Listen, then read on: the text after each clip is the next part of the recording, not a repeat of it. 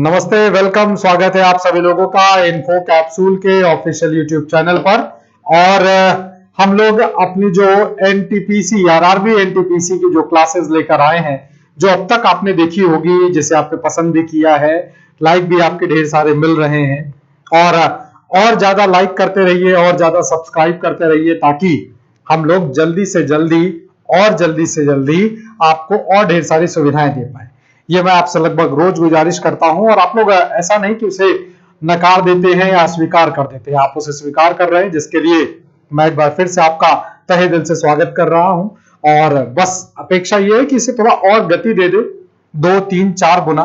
जो mathematical value में 2 और 4, 5 और 6 करते चले जाते हैं, तो 2 दूनी 4 की जगह 2 दूनी 8 करने वाला सिस्टम कर दे तो ज्यादा बेहतर होगा। तो बस इस गुजारिश के साथ कि सब्सक्राइब और बढ़ाते चले जाइए, लाइक और शेयर बढ़ाते चले जाइए। और आज हम लोगों का जो टॉपिक है वो है नागरिकता, सिटीजनशिप, इंडियन पॉलिटी का वो हिस्सा जो कि भाग 2 में आता है, तो उस पर हम लोग चर्चा करेंगे। ठीक है, तो हम लोग अपनी चर्चा शुरू करते हैं। अपने सवाल यानी कि प्रैक्टिस जो हम लोगों का है उसकी बात करते हैं, क्योंकि इस वैकेंसी को पिछले करीब 2 साल से इंतजार करते करते और पढ़ते पढ़ते लगभग तैयारी पूरी है। लास्ट का फिनिशिंग टच रहना है, अब वो हम लोग करते चले आ रहे हैं। भगवान एक ऐसा दिन भी ला दे कि हम लोगों का एग्जाम हो भी जाए, जो कि अभी तक बताया गया है। तो उस दिन हमारी दुआ, हमारा प्रार्थना भगवान से ही है कि एग्जाम हो जाए, आप लोगों का सिलेक्शन हो जाए, आप अच्छे सरकारी पद पर पहुंच जाएं। तो इसी के साथ हम लोग अपने पहले सवाल को देखते हैं। जो हम लोगों का पहला सवाल है वो है, which part of Indian constitution mentions citizenship, यानी भारतीय संविधान के किस भाग में नागरिकता का उल्लेख है? भाग 2, भाग 1, भाग 3, भाग 4। तो हम लोग पहले भी पढ़ चुके हैं। देखिए, भारतीय संविधान के करीब करीब जो अलग अलग पार्ट्स दिए गए हैं, जिनमें अलग अलग व्याख्या दी गई है। तो नागरिकता किस पार्ट में यानी किस भाग में आता है?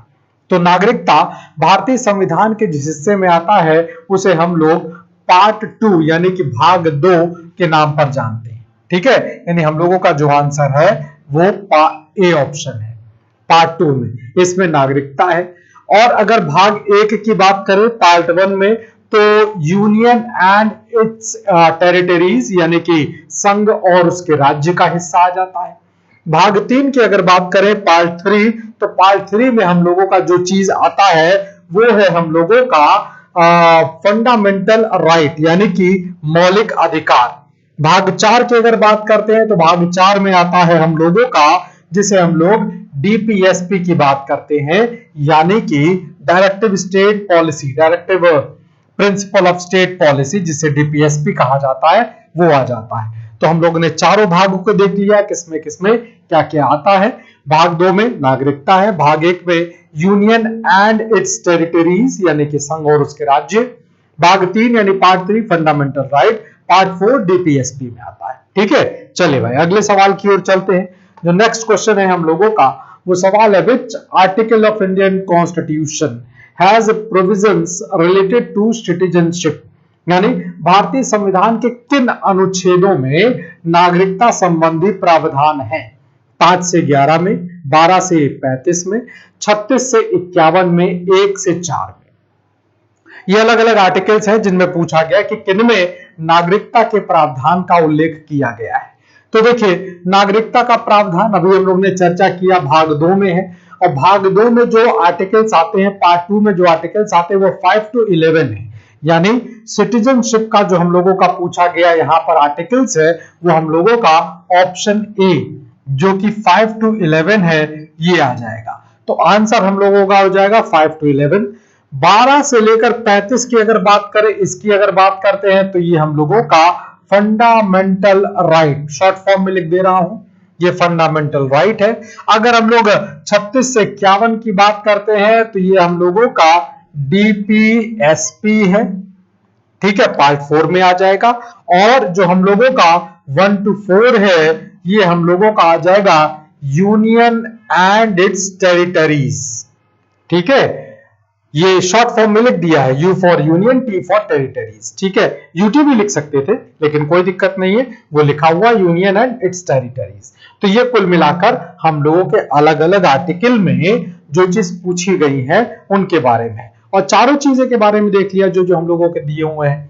ताकि अगर वो एग्जामिनेशन हॉल में 5 से 11 न करके 1 से 4 पूछ ले तो भी हम आंसर कर पाए। ठीक है, चलिए भाई अगले सवाल पर हम लोग चलेंगे।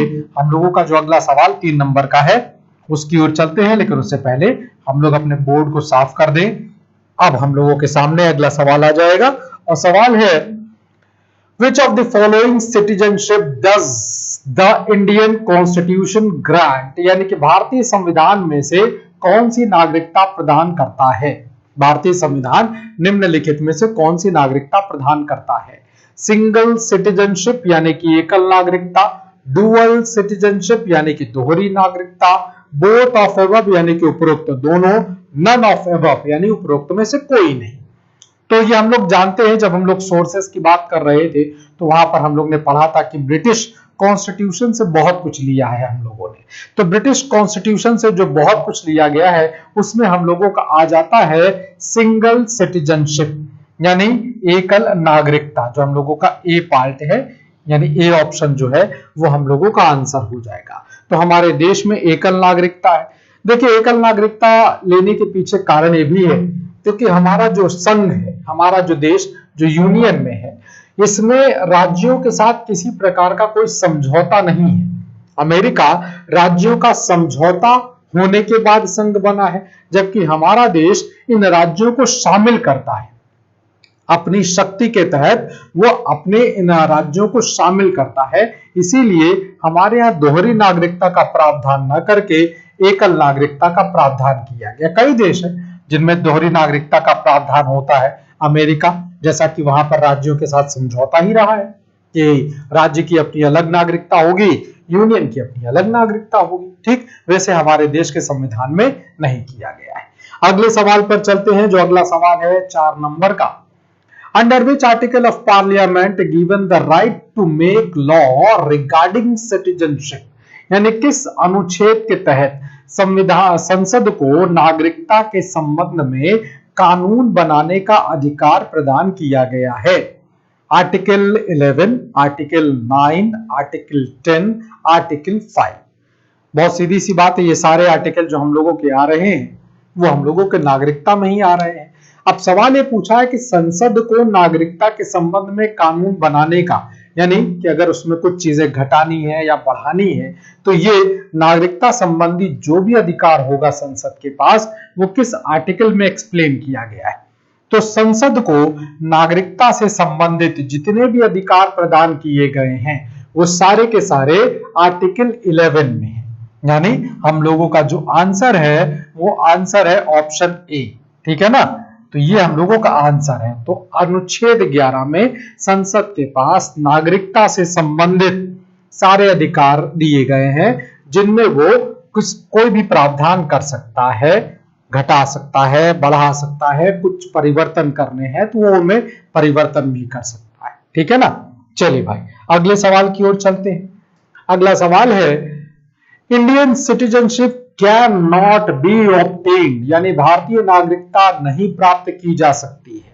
अलग अलग उसके कंडीशन दिए गए हैं। By depositing money in an Indian bank, यानी भारतीय बैंक में धन जमा करके, by birth, bye incorporation of territory, bye naturalisation, यानी भारतीय बैंकों में धन जमा करके, जन्म के द्वारा, क्षेत्र समाविष्टि के द्वारा या प्राकृतिक रूप से। इनमें से कौन से ऐसी प्रक्रिया होगी जिसके माध्यम से नागरिकता आपको नहीं मिलेगी? अगर देखिए बी की बात करते हैं, जन्म के द्वारा, बिल्कुल मिलती है। जन्म के द्वारा आप नागरिक होंगे, बिल्कुल सही बात है। क्षेत्र समाविष्टि की बात करते हैं, इनकॉर्पोरेशन ऑफ टेरिटरी की बात करते हैं तो भी आपको भारत की नागरिकता मिल जाएगी। नेचुरलाइजेशन के भी माध्यम से मिलेगी। लेकिन हाँ, अब बात है ए ऑप्शन कि भारतीय बैंक में धन जमा करने से, तो ऐसा नहीं है। भारतीय बैंक में धन जमा करने से आपको नागरिकता प्रदान नहीं की जाएगी। ठीक है, आप अगर नागरिक हैं भारत के तो फिर किसी भी भारतीय बैंक में आप अपना अकाउंट ओपन कर सकते हैं, वहां पर धन जमा कर सकते हैं, लेकिन उसका पहला ही कंडीशन है कि आप नागरिक हों। इनके माध्यम से आपको नागरिकता नहीं प्रदान की जाएगी। ठीक है, चलिए भाई बहुत बढ़िया। अगले सवाल पर चलते हैं हम लोग। अगला सवाल जो हम लोगों का 6 नंबर का है, सवाल है which of the following condition is a necessary condition to become a citizen. नागरिक बनने की निम्नलिखित शर्तों में से एक आवश्यक शर्त क्या है? ढेर सारी शर्तें आपके सामने दी गई हैं, उनमें से एक आवश्यक शर्त पूछी गई है जो जरूरी है। जैसे स्टेट मेंबरशिप, राज्य की सदस्यता। देखिए यहां पर स्टेट का मतलब आपके देश से है, संबंधित किसी राज्य से नहीं है, ठीक है। राज्य का मतलब यहां पर देश से है। एक सीमा जिसमें हम लोग देश की परिभाषा रखते हैं उसके तहत। हाई फैमिली मेंबरशिप, उच्च परिवार की सदस्यता है। अपर कास्ट मेंबरशिप, उच्च जाति की सदस्यता है। सपोर्ट ऑफ एन रिलीजन, किसी धर्म का समर्थन है। तो इनमें से कौन सी ऐसा शर्त है जिससे आपको नागरिकता प्रदान हो सकती है, आप नागरिक बनने की शर्त में आते हैं? तो वो सिर्फ एक है और वो है स्टेट मेंबरशिप, यानी राज्य की सदस्यता। जो ए ऑप्शन है वो आंसर रहेगा। ठीक, आप किसी उच्च परिवार में जन्म लेते हैं उससे कोई फर्क नहीं पड़ने वाला है, आपकी नागरिकता न मिलने वाली है न छिनने वाली है, न किसी उच्च जाति को लेकर है। धर्म की आजादी तो भारत में ही, आप किसी भी धर्म को स्वीकार कर सकते हैं जिनका नागरिकता से कोई लेना देना नहीं है, ठीक है ना। तो इस बात को ध्यान रखिएगा कि आप ही उस राज्य मतलब उस देश की सदस्यता होना जरूरी है, ठीक है। अगले सवाल पर चलते हैं। There is a rule of omission of citizenship, नागरिकता के लोप होने का एक नियम, यानी नागरिकता के समाप्त होने का एक नियम क्या है? ब्रेकअप फ्रॉम फैमिली, यानी कि अच्छा यहां पर थोड़ा सा ध्यान दीजिएगा, जो ए ऑप्शन है उसका हिंदी और अंग्रेजी थोड़ा सा अनुवाद गलत हो गया है। ब्रेकअप ऑफ द फैमिली का यहां पर देशद्रोह का अपराध सिद्ध होने वाला, मतलब इसको ध्यान दीजिएगा, ठीक है ना। तो हम लोग इसको थोड़ा सही कर लेते हैं, हिंदी वाले को पढ़ लेते हैं, इंग्लिश वाले को नहीं पढ़ेंगे। इस तरह की गलतियां आपको मिलेंगी, ठीक है। अब देखिए ये गलती है, मैं मानता हूं ये गलती की गई है, ये गलती मैंने की है। इस तरह की गलतियां आपको मिलेंगी जब आप रियल पेपर भी दे रहे होंगे, वहां पर भी आपको इस तरह की गलतियां मिलेंगी। अब वहां पर क्या ध्यान देना है? वहां पर भी यही ध्यान देना है कि पता चला हम इंग्लिश वाला हिस्सा करते चले जा रहे हैं, ऐसे तो देता नहीं पेपर में, पेपर में तो सामने आमने देता रहेगा। तो पता चला आपने इंग्लिश वाला हिस्सा देखा और हिंदी वाला छोड़ दिया, हिंदी वाला देखा तो अंग्रेजी वाला छोड़ दिया। तो ऐसी किसी कंडीशन में दोनों चीज को जरूर देख लीजिएगा, ठीक है ना।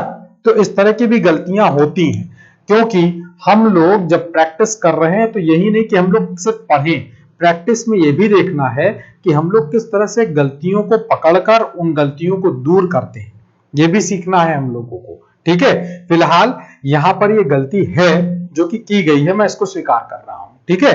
देशद्रोह का अपराध सिद्ध होने पर, परिवार से अलग हो जाने पर, विदेश यात्रा पर जाने पर या शिक्षा के लिए विदेश जाने पर, इनमें से कौन सी गतिविधि होगी या ऐसा कौन सी कार्यवाही आप कर देंगे, ऐसा कौन सा कार्य कर देंगे जिससे आपकी नागरिकता समाप्त हो जाएगी? तो आपके परिवार, आप परिवार से अलग हो जाते हैं, बहुत सारे लोग हैं जो परिवार से अलग हो जाते हैं, नागरिकता से उसका कोई लेना देना नहीं, वो तो व्यक्तिगत और पारिवारिक मसला है। आप पढ़ने के लिए विदेश जा सकते हैं, बिल्कुल जा सकते हैं। मेरे घर में ही 4 बच्चे ऐसे हैं, पूरे रिश्तेदारी की मिलाकर बात करें, जो अमेरिका में जाकर पढ़ते हैं लेकिन वो भारत के नागरिक हैं, ठीक है। शिक्षा के लिए आप, वही मैंने कहा ना, पढ़ने के लिए जा सकते हैं।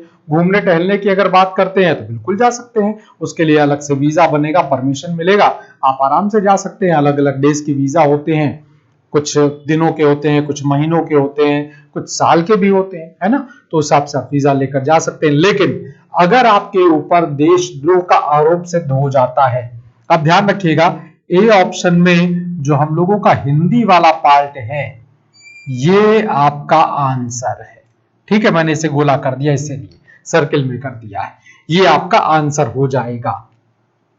मैं यहां पर लिख भी देता हूं, अगर आपकी ऐसी कोई गतिविधि पकड़ में आती है जिससे लगता है कि आप देश के अंदर की जानकारी किसी और देश को दे रहे हैं, अगर आप ध्यान से न्यूज सुन रहे होंगे तो अभी हाल में ही एक घटना घटी है जिसमें भारत के एक पत्रकार को पकड़ा गया है, राजीव समथिंग नाम है, जो कि चाइनीज वुमन के साथ मिलकर भारत की, वो होता नहीं, वो छानबीन कर रहे थे, मतलब सूचनाएं जो है वो चाइना को शेयर कर रहे थे।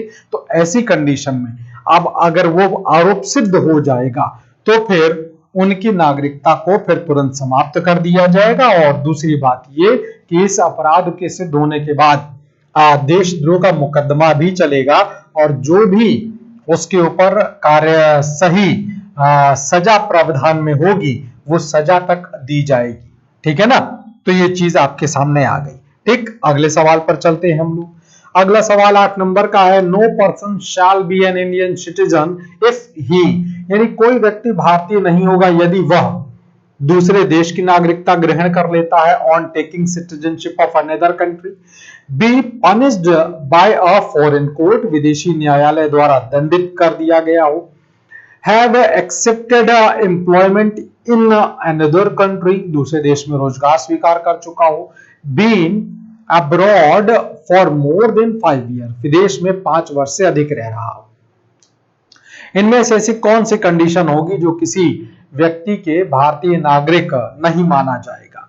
विदेशी न्यायालय द्वारा दंडित अगर है तो भी आपकी नागरिकता का लोप नहीं होगा। कुछ दिनों पहले की बात करें तो आजमगढ़ के जो, मैं इस वक्त नाम भूल रहा हूं उनका, जो थे वह अरब कंट्री में गिरफ्तार किए गए थे, फिर उनको भारत को सौंपा गया था। ठीक है, वहां पर भी वो जेल में ही थे। कुछ वीजा वगैरह को लेकर था, भारतीय फिल्म की हीरोइन भी उनके साथ पकड़ी गई थी। और अगर आप दूसरे देश में रोजगार कर रहे हैं, कोई दिक्कत वाली बात नहीं है, आप बिल्कुल कर सकते हैं, उसमें आपकी नागरिकता किसी तरह से उसका लोप नहीं किया जाएगा। 5 वर्ष विदेश में रह रहे हैं, आप रोजगार स्वीकार कर चुके हैं तो हो सकता है रह भी रहे हो, तो ऐसी किसी भी कंडीशन में आपकी नागरिकता का लोप नहीं होगा। लेकिन आपकी नागरिकता तब खत्म हो जाएगी जब आप किसी और दूसरे देश की नागरिकता को ग्रहण कर लेंगे, यानी आप स्वेच्छा से अपने भारत की नागरिकता को समाप्त करके किसी दूसरे देश की नागरिकता ले लेते हैं, तो फिर आपके भारतीय नागरिकता को समाप्त मान लिया जाएगा। ठीक है, तो इस बात को ध्यान रखिएगा। बाकी जो चीजें हैं उनके द्वारा आपको नागरिकता नहीं छीना जाएगा, समाप्त नहीं माना जाएगा, लेकिन अगर आप किसी दूसरे देश की नागरिकता को ग्रहण करते हैं तो स्वतः ही आपकी नागरिकता यहां वाली समाप्त हो जाएगी। अगले सवाल पर चलते हैं जो 9 नंबर का है, where is the subject of obtaining citizenship discussed in detail, नागरिकता प्राप्त करने के विषय में विस्तार से चर्चा कहां पर की गई है? In the citizenship law of 1955, 1955 के नागरिकता कानून में, इन पार्ट 1 ऑफ कॉन्स्टिट्यूशन, संविधान के भाग 1 में, in the first schedule of constitution, Bharat संविधान की प्रथम अनुसूची में, मिसलेनियस एक्ट ऑफ पार्लियामेंट, संसद के विविध अधिनियमों में। चलिए भाई, तो देख लिया जाए नागरिकता प्राप्त करने में विस्तार से चर्चा कहां पर की गई है। तो बहुत सीधा सीधा आंसर है इसका कि नागरिकता प्राप्त करने के लिए जो आपका इन द सिटीजनशिप लॉ 1955 जो कहा जा रहा है उसमें इसका विस्तार से चर्चा किया गया है, यानी ए ऑप्शन हम लोगों का आंसर हो जाएगा। पार्ट 1 की अगर बात करते हैं तो आप जानते हैं पार्ट 1 में दिया गया है हम लोगों के राज्य क्षेत्र के बारे में, यानी यूनियन एंड टेरिटरी, और जो आर्टिकल 1 जो शेड्यूल जो सूची वगैरह दिया गया है उसमें भी आपके राज्य क्षेत्र की बात की जा रही है, और जो संसद के विविध अधिनियम है वो तो खैर अलग बात हो जाएगी, वो विविध अधिनियम ही हो जाएंगे।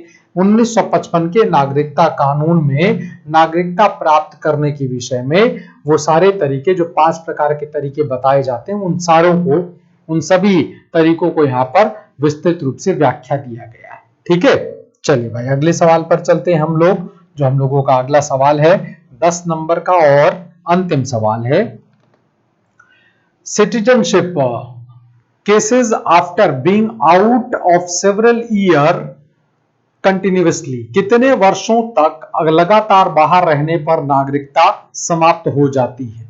7 वर्ष, 5 वर्ष, 4 वर्ष या 3 वर्ष? आप ऐसे कितने साल भारत के बाहर रहते हैं बिना जानकारी के या बिना सूचना के, तो फिर आपकी नागरिकता समाप्त हो जाएगी। अगर आप सूचना देकर जा रहे हैं, आप अगर इंडियन गवर्नमेंट को पूरा, गवर्नमेंट ऑफ इंडिया को पूरी इंफॉर्मेशन के साथ जा रहे हैं तो कोई दिक्कत नहीं कि भाई ऐसा ऐसा प्रोजेक्ट है, ऐसा ऐसा काम है, ये है, इतने वर्षों तक मैं भारत में नहीं रह पाऊंगा, तो ऐसी दशा में आपकी नागरिकता समाप्त नहीं होगी। लेकिन अगर आप बिना सूचना के लगातार कई वर्षों तक, कई वर्षों का मतलब है 7 वर्षों तक, आप अगर 7 वर्षों तक भारत की सीमा क्षेत्र से बाहर रहते हैं तो फिर आपकी नागरिकता समाप्त हो जाएगी। ध्यान रखिएगा, लगातार 7 वर्ष बाहर रहते हैं विदाउट एनी इंफॉर्मेशन तो आपकी नागरिकता को समाप्त मान लिया जाएगा। ठीक है, तो ये नागरिकता को लेकर, सिटीजनशिप को लेकर कुछ छोटे छोटे सवाल थे, आसान सवाल थे। आसान इसलिए क्योंकि हम लोग ने पढ़ा है, आसान इसलिए क्योंकि हम लोग ने इनको मेहनत से पढ़ा हुआ है। बस अब इस बात की प्रार्थना है, इस बात का आशीर्वाद भगवान से मांगते हैं कि इस मेहनत का एक जो अच्छा सा फल, एक अच्छा सा रिजल्ट है वो मिल जाए, एग्जाम हो जाए और हम लोगों का सिलेक्शन हो जाए। बस यही कामना है, यही शुभकामनाएं हैं आपके लिए। तो आज का जो टॉपिक था वो यहाँ तक के लिए था। बहुत बहुत शुक्रिया, धन्यवाद। और ये शुक्रिया धन्यवाद आपका एक बार फिर से और करूंगा क्योंकि जो आपकी ओर से प्यार और मोहब्बत मिल रहा है, जो आशीर्वाद मिल रहा है वो बहुत है, लेकिन इस आशीर्वाद को थोड़ा और बढ़ाएं। हम लोगों को लाइक, शेयर और सब्सक्राइब करते चले जाएं और हम लोगों को वो पर्याप्त घंटे, वो पर्याप्त संख्या मिल जाए जिसके बाद हम लोग आपके पास लाइव क्लास लेकर आ जाएंगे। वो भी जिस हिसाब से आप लोग हम लोगों को आशीर्वाद दे रहे हैं, जल्दी ही एज सुन एज पॉसिबल, कुछ ही दिनों के अंदर वो भी हम लोग प्राप्त कर लेंगे। यानी वो जो नियमों के बैरियर होते हैं उनको तोड़कर हम आपके सामने समक्ष प्रस्तुत हो जाएंगे। अभी जो रिकॉर्डिंग वाली चीजें हैं वो लाइव में होती चली जाएंगी। ठीक है, बस थोड़ा देर का और इंतजार करना है, थोड़ा देर का आपका आशीर्वाद और चाहिए। तो बहुत बहुत शुक्रिया, धन्यवाद, नमस्कार।